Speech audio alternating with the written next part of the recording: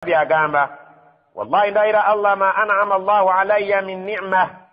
qattun Allah tampanga yo chengera n'akatono n'akamu n'akeddagala baada idh hadani Allahu lil islam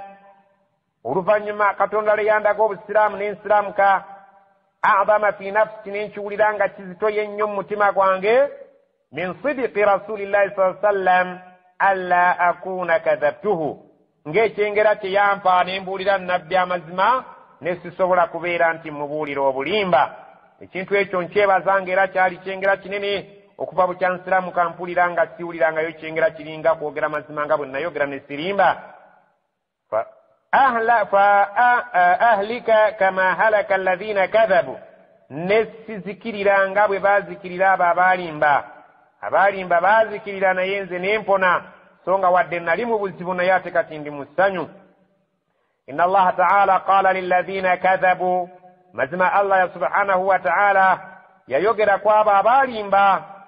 hina anzala alwahyi we yasse obubaka sharra ma qala li ahadin yayogera ekigambo ekibi ennyo teyali ayogedde eri omuntu yenna. faqala Allahu ta'ala Allah yagamba kigambo kibi nnyo kyeyayogera mu bibi ebisinga okuba ebibi yali ayogedde eri abantu kubali abalimba n'agamba ati qala ta'ala a'udhu billahi minash shaitani rrajim sayahlifuna billahi lakum bajja kujja balayire erinnya lya Allah we muli idha nqalabtum ilayhim bwe munaabanga muvudde mu lutalo ne muddayo gye bali litu'ridu anhum musobole okubaleka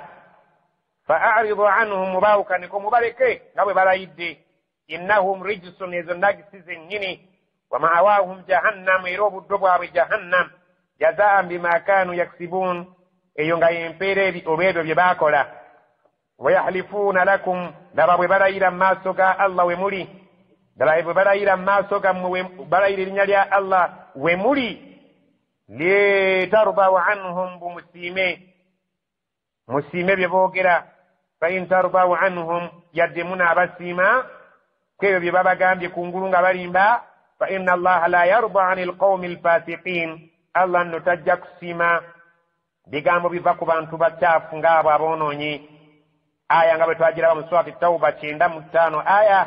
96 ogende ne mu aya 19 17 ojja kusanga aya ezo zonna nga ziri ku nsonga y'olutalo lw'e Tabuk. Allah yayogera ekigambo ekibi ennyo n'abayita ennagisa abajja mu maaso ga nnabbi ne balayira n'abakkiriza ne bawulira n'atuuka n'okwegayirira Allah abasonyiwe so nga ate bano abaayogera amazima yadde babeera mu nnaku ey'obuzibu okumala ebbanga ne babeera mu nnaku ez'obuzibu naye Allah subhanahu wa ta'ala bw'abawa essanyu so nga ate bali baafuna essanyu lyakadde katono ate Allah n'abawa emuukiriza era essula eno twagamba ky'obalaba nga teriiko bisimillahi rrahmani rrahim ebigambo byayo byali bikaayuuka mu nnyo nga bikaawa byali mususa mululuuza mu busiraamu ebyali biteetagako bisimillahi rrahmani rrahim okuli ekisa kya Allah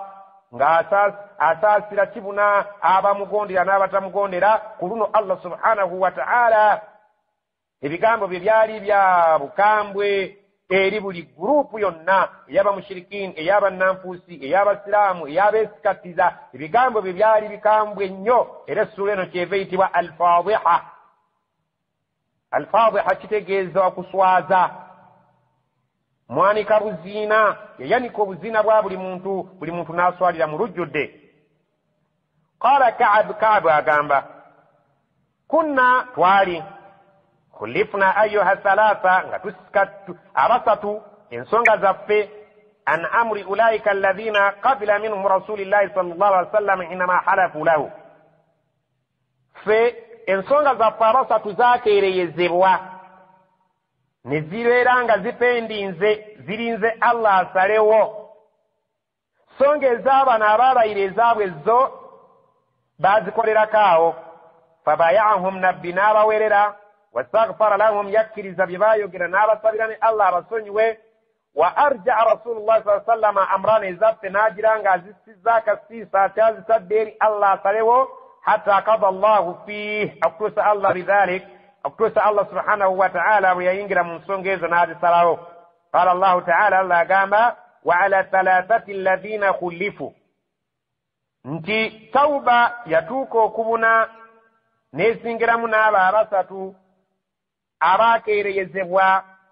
ensonga zaabwe okusalibwawo mu bwangu ne ziwanikibwa okulinda Allah subhanahu wa ta'ala aziyingiremu. Ka'bi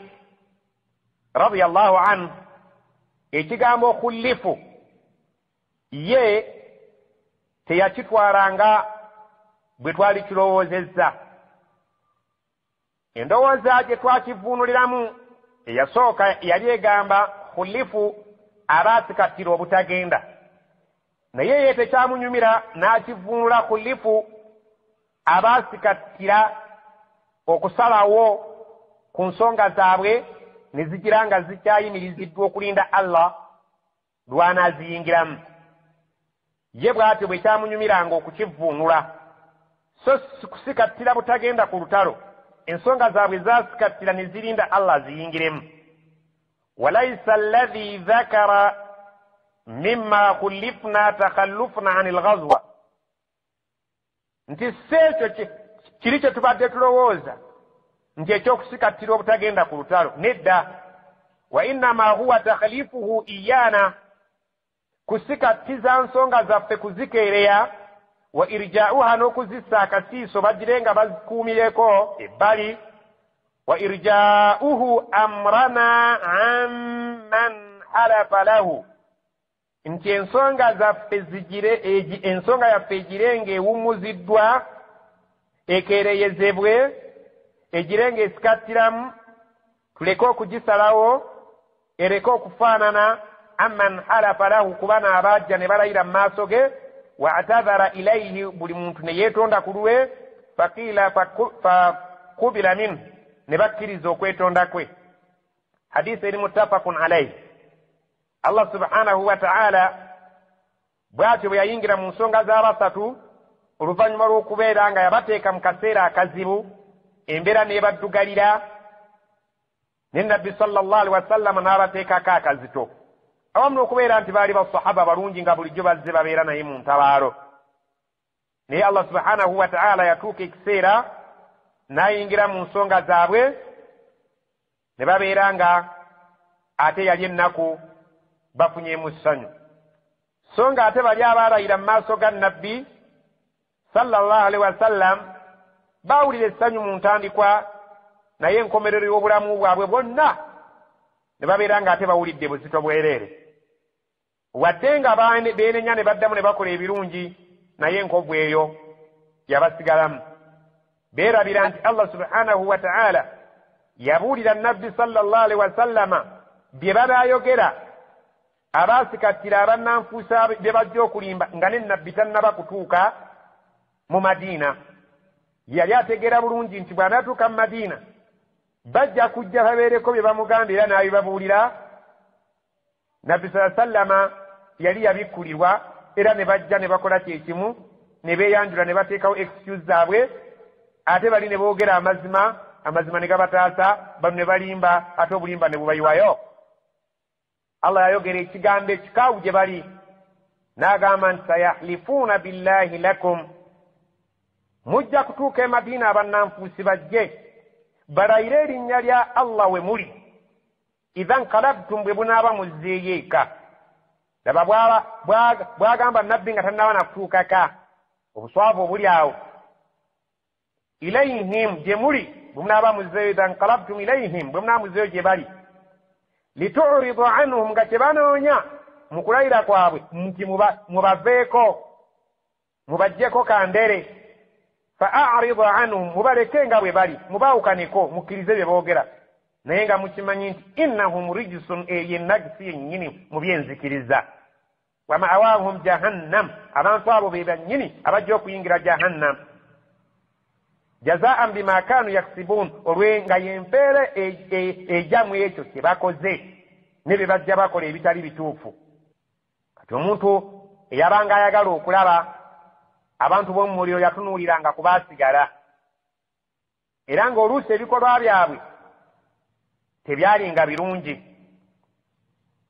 tebaavanga mu bukuukuulu bwa nkwe. Allah alaba agamba yahlifuna lakum barayira wemuli litardaw anhum bumubasime fa in tardaw anhum bumunasima mwe fa inna allaha la yarda anil qawmi alfasiqin ya allah tasima bantu bono nifungabo ekyo kyekyafayo ye sababu nuzul ngerimu hadisi nene ekwatagana ne surati tauba eyitibwa suratul fadiha eswaza yayanika obuzina bwa buli kika ky'abantu allah n'atagiteekako na bisimillah mu qur'ani yonna yessuula etatandisa bisimillah olw'obukambwe bw'amaloboozi agaali mu ssuula eno nga allah subhanahu wa ta'ala yalaga obunyiivu ne nabbi sallallahu alaihi wasallama n'alaga obunyiivu kyali tubeeredde kizibu sababu nuzulu eno okugiteeka mu tafsiri wakati kyetuvudde tugisembyayo ku nkomerero y'essuula eno naye nga osobola bulungi nnyo okugizza mu ayaati zeekwatako mu surati tauba nga aya 117 okutuuka ku 119 ne aya 95 ne aya 96 saba allah subhanahu wa ta'ala atugase n'ebyo bye tuwulidde subhanaka allahumma wa bihamdik ashhadu an la ilaha illa anta astaghfiruka wa atubu ilaik muganda wammwe sheikh ismaila sulaimani nkata mumusabire allah subhanahu wa ta'ala amugondeze olugendo luno olw'okusomesa abasiraamu ate abasiraamu abagase n'ebyo bye banaabayize omusomesa mu ssomero king faizo mityana wa sallallahu ala sayyidina muhammad wa ala alihi wa sahbihi wa sallim amin.